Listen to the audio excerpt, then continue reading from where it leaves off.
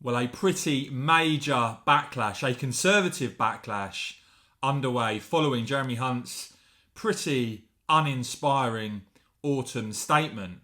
And the Conservatives now, with an 80-seat majority, a general election within the next few years, are going to have to answer this question. What Conservative policies have they actually put in place and implemented with that majority, given to them, of course, by Brexiteers and helped, of course, by the Brexit Party standing down and not standing against Tory MPs at the last election? Because it seems to me, and I think to an increasing number of Conservatives and Leavers, hence you've seen record high levels of support for Reform UK recently, that the Conservatives at the moment are associated with higher taxes and weak borders. And frankly, when you look at what's now being delivered, I think it's pretty bonkers that the Tories got rid of Boris Johnson, whatever you think of him, an undefeated election winner, and Liz Truss, someone who actually wanted to cut taxes and deliver what I would consider to be much more conservative agenda.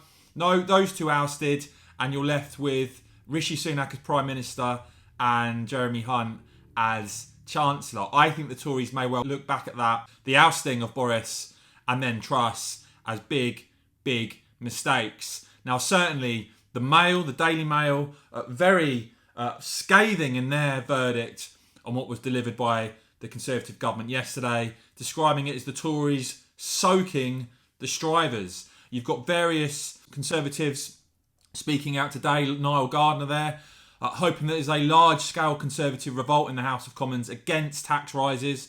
He says no Conservative government should be raising taxes and increasing the size of the state at the expense of the British people.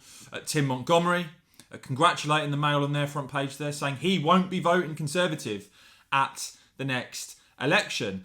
And the political choices that are now being made in terms of the tax burden going up, these are choices. If you look at something like HS2, tens of billions of pounds, clearly that should be stopped. You've had people like Andrew Gilligan explaining that HS2 is Britain's biggest infrastructure mistake in 50 years. And we've had, before the autumn statement, we had Conservative MPs threatening a rebellion unless the extremely costly HS2 is scrapped. Right at the forefront of that was Esther McVey, who I think deployed an argument that many Conservative MPs, I think, will be supporting, that you cannot justify tax rises while continuing with a project as expensive, as costly as HS2.